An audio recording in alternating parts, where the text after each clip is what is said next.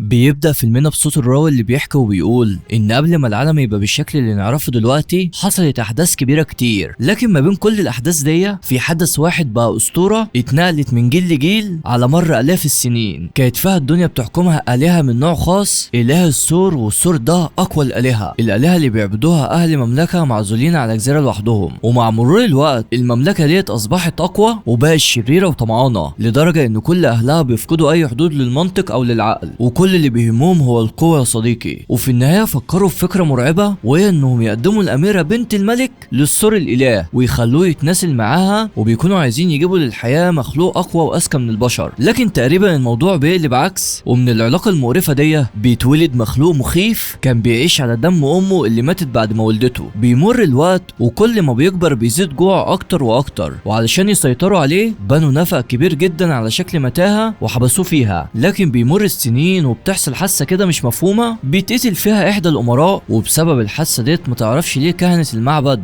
بيصدروا قانون تضحية جديد غريب الهدف منهم انهم يرضوا الآلهة بتاعتهم المزعومة. والقانون ده بيقول ان كل 3 سنين ياخدوا 8 شباب من القرية ويقدموهم كضحايا للمخلوق، والشباب دولت بيتم اختيارهم بشكل عشوائي، يعني بالسحب بالقوة من بيوتهم ملهمش اي اختيار. وقبل التضحية الخامسة الكاميرا بتنقلنا على قرية صغيرة وبنشوف شابين اسمهم سيو ودانو، وهم بيرعوا قطيع غنم. بيكون واضح انهم فاهمين بعض وبيستمتعوا بالطبيعة، وخلال ده بيشوفوا مشهد بيوترهم، بيلمحوا شخص ابرص واقف بعيد بيتابعهم في صمت كده. لحظتها دانو بيخاف وبيقلق، وبيوضح ان ابوه كان دايما بيقول ان ظهور الابرص نزار شؤم، وده معناه ان في مكيده ومصيبه جايه لهم في السكه. شويه وبيرجعوا البيت وسيو بيحكي لابوه عن الشخص الابرص المخيف اللي شافه، وبيكون عارف ان العلامه السيئه دي معناها ان جنود المملكه قربوا يجوا وياخدوا ضحايا جدد علشان يقدموهم قربان للوحش. لحظتها سيو بيفتكر ان من 3 سنين البنت اللي كان بيحبها اتاخدت من القريه بالقوه واتقدمت كقربان، وده اللي بيخليه يا صديقي يسأل نفسه بصوت عالي لحد امتى يستمر الظلم والناس هتفضل تموت بسبب قانون انتقام قديم معمول من زمان علشان امير اتقتل. في نفس الوقت ده دانو اللي الخوف واكله من جواه بسبب قرب وصول الجنود بيروح يقابل حبيبته مورنا، وبيحاول يطمنها ويهديها بالرغم ان هو نفسه خايف وخايف اكتر يخسرها. وعلى الجانب الاخر والد سيو بيعتبروه كبير القرية، بيجمع اهل البلد وبيتكلموا عن فكرة انهم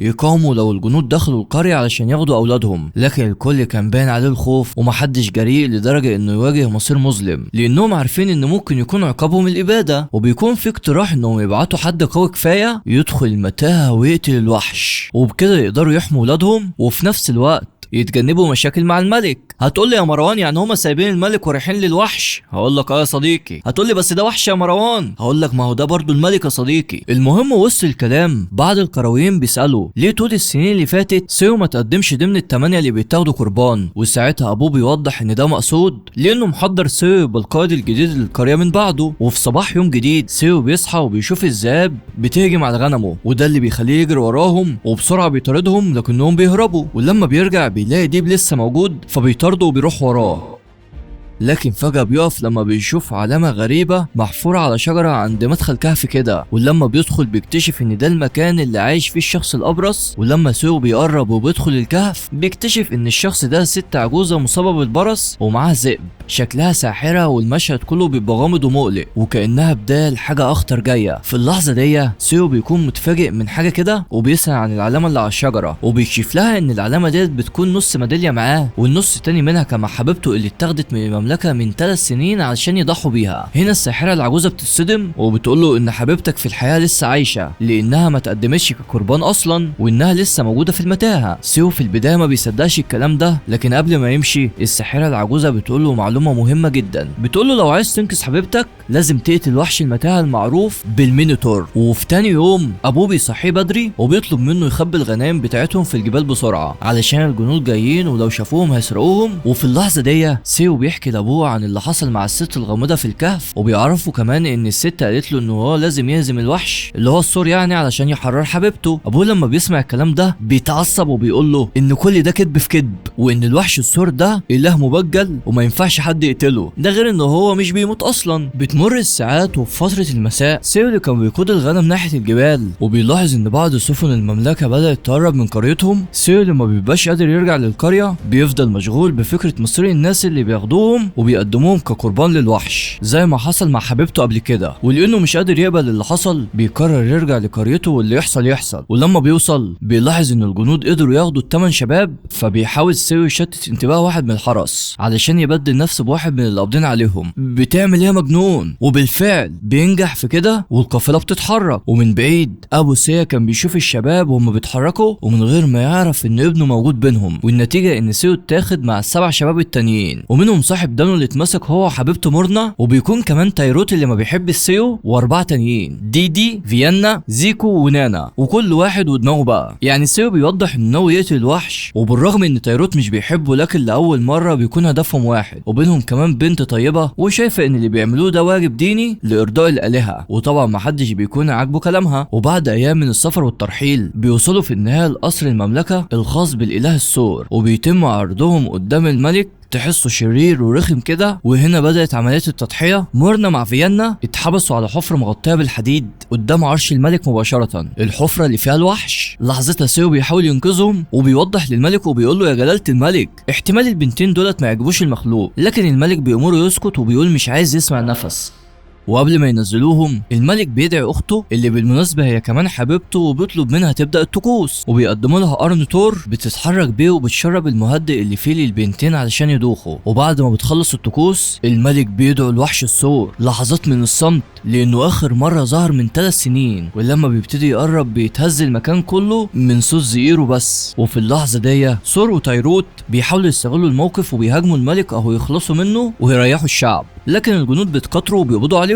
بس بما انه الطقوس التضحيه فشلت فبياخدوا ال8 كلهم وبيرموهم في السجن لحد اليوم التاني. وفي الوقت ده الاميره من غير ما حد يحس بتطلب من شغالتها ان هي تيجي ضروري لحد عندها، وبنعرف ان الاميره على تواصل مع العجوزه الساحره بتاعه الكهف اللي نبهتها بقدوم سيو للمملكه وانه الوحيد اللي هيقدر يقضي على الوحش الثور. بنرجع لسيو اللي بعدها بيتم تخديره وبيتم اخذه لغرفه الاميره، وهناك بتحاول تغويه وبتسوق عليه الجمال والدلع، لكن سيو ما بيتاثرش لان قلبه متعلق ببنت ماليه عينه ومن السهل يقاوم، وبيكون ناوي يخلص عليها. لكن لما بيدرك ان هي طيبه بيسالها عن اللي هي عايزاه بالظبط، وبنفهم ان الاميره عايزه من سيو خدمه كبيره، عايزاه يساعدها علشان تتخلص من وحش الثور، وبالمقابل فهي هتساعده في انقاذ البنت اللي اتقدمت قربان في اخر تضحيه واللي هي حبيبته. وبتقوله لو هي لسه عايشه زي ما انت بتقول فهنقدر ننقذها. سيو والاميره كانوا غلبانين لانهم ما كانوش مدركين وما كانوش عارفين ان الملك كان بيراقبهم، شايف وسامع كل حاجه وموجود من اول ما سيو دخل اوضتها. وفي اللحظه ديت بيدخل بالحرس وسيو يحاول يقاوم، لكن في النهايه بيتم تخديره وربطه فوق حفره المتاهه. ومن هنا سيو واصدقائه اترموا في المتاهه كلهم في وقت واحد، لكن من حفره مختلفه داخل المتاهه علشان الوحش يستفرد بيهم واحد واحد.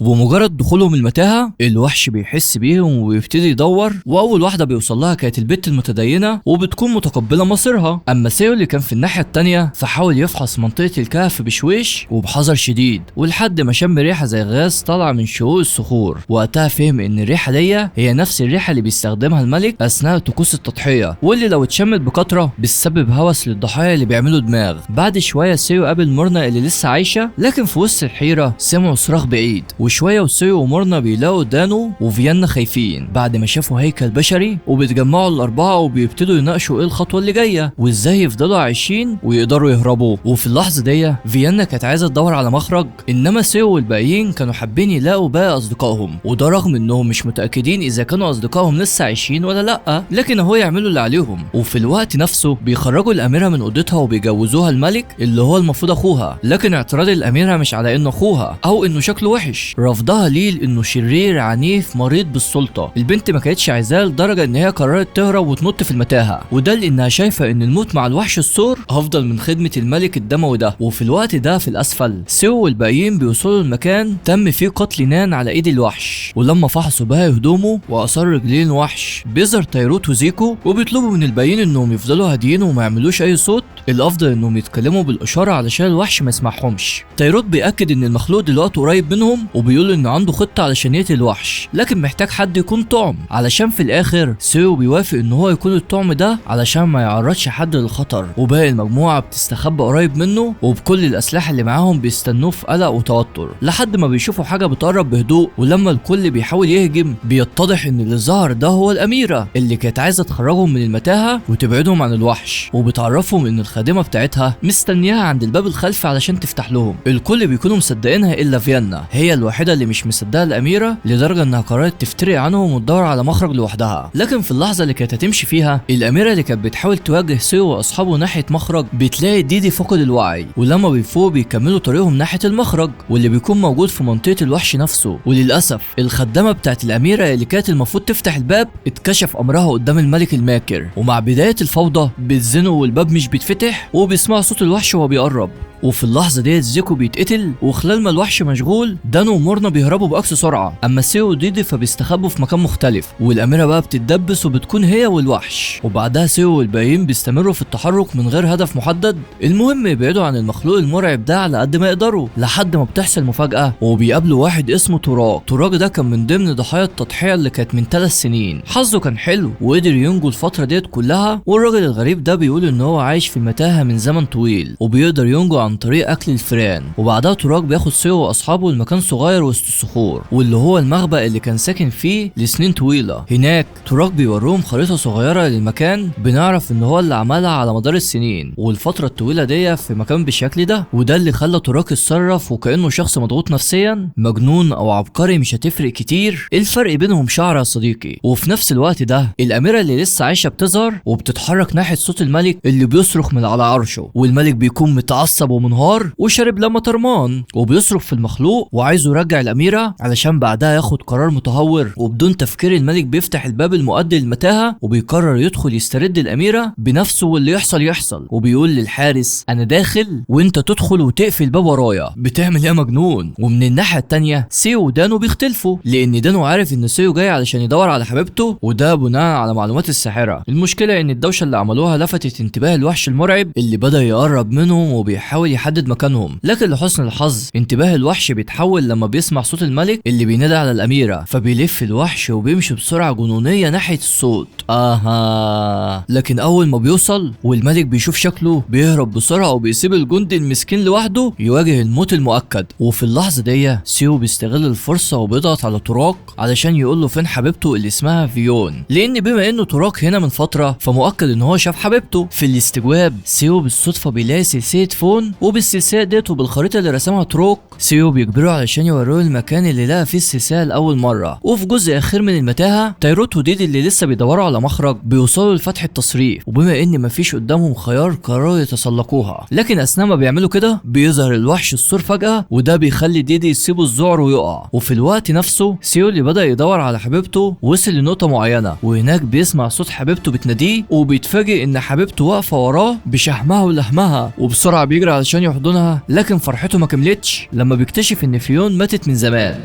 لما عرف سيو ان كل ده غلطته اندفع بسرعه علشان يلحق اصدقائه اللي لسه احياء، لكن اثناء ما كان بيدور عليهم بيسمع صوت دانو اللي كانت لحظاته هيتاكل بيطلب منه ان هو يعتني بمورنا، وطلع ان دانو اللي كان في الجهه التانيه قابل الوحش السور والوحش ده قضى عليه. ولما بيسمع سيو صوت دانو وهو بيتقتل بيتعصب وبيرمي سلسلته في حته المتاهه، وبالصدفه السلسله دي سببت الشراره حرقت الغاز اللي كان سيو بيشمه في البدايه، والشراره ديت بقى ادت سيو امل ان هو يهرب من المكان. بعد شويه الاميره بتلاقي سيو وهو قاعد يفكر، ولما عرفت حالته بدات تحكي له الحياه عن قصه الاله السور والسبب وراء التضحيات. وبنعرف ان الشخصيه الملكيه اللي اتكلموا عنها في البدايه واللي انجبت المخلوق المرعب كانت ام الاميره والملك، يعني الوحش المرعب ده يبقى اخوهم. لكن في يوم من الايام المخلوق ده قتل اخوهم الامير في الماضي، والاخفاء العار اخترعوا كذبه ان الفاعل من القريه اللي سيو عايش فيها، ومن هنا اتعمل قانون التضحيات للشباب من القريه، وعلشان يتخلصوا من شعور شعورهم بالذنب، الاميره طلبت من الساحره انها تدور على شاب يقدر يهزم الوحش الثور، وده لانها مؤمنه ان المخلوق ده مش اله ولا يموت زي ما بيقولوا. وبعد ما عرف الحقيقه، سيو والاميره بدأوا يدوروا على مصدر الغاز، وكانت خطتهم انهم يحرقوا المخلوق. لكن لما وصلوا ظهر الوحش الثور فجأة وفاجئهم، وفي وسط الحيره ظهر تايروت اللي لسه عايش، وطلب من سيو انه يهرب بسرعه، في حين قرر هو يواجه الوحش. سيو اللي مش عايز يسيب صديقه بيطلب من الاميره ان هي تتخبى في بركه ميه، لكن لما رجع سيو ما لقاهوش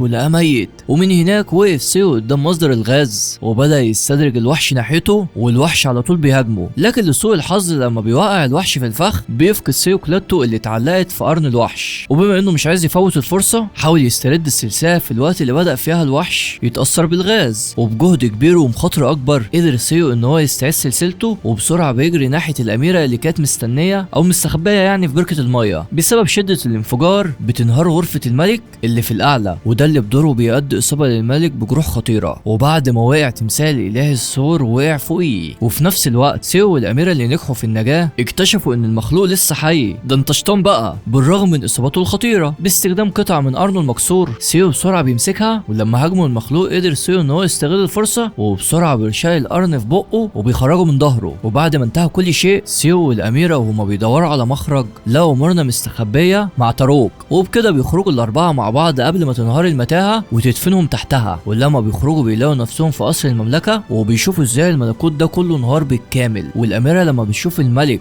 اخوها يعني وهو واقع ما بين الانقاض بيكون لسه عايش وليه عمر، لكن الاميره بدون تردد قررت تنهي حياته، وبتفضل خانقاه لحد ما بيفرفر وبيموت، وبايديها بتكون خلصت على الشر وريحت العالم منه. وبكده تكون رفعت الجلسه. ما تنساش انك توصل الفيديو ده ل 3000 لايك، ده احنا جيش 300,000 مشترك، يعني دوله بحالها. وقول لي كل اللي نفسك فيه في التعليقات، لان انا بشوف تعليق وبرد عليه. ولو عجبتك القصه شيرها مع اقرب الناس ليك. بتحب الاكشن هتلاقي، بتحب التشويق والغموض موجود عندنا، بتحب الرومانسيه برضه موجود، فاللي جاي كتير. ما تنساش انك تخش على القناه وتشوف كل اللي فات، لانك صدقني كل اللي هتشوفه فوق العظمه. وتكون على استعداد وتفعل زر الجرس وتستنى الجديد، وانا متاكد ان الفيديو اللي هيظهر قدامك ده قصته هتعجبك. وبس كده، سلام.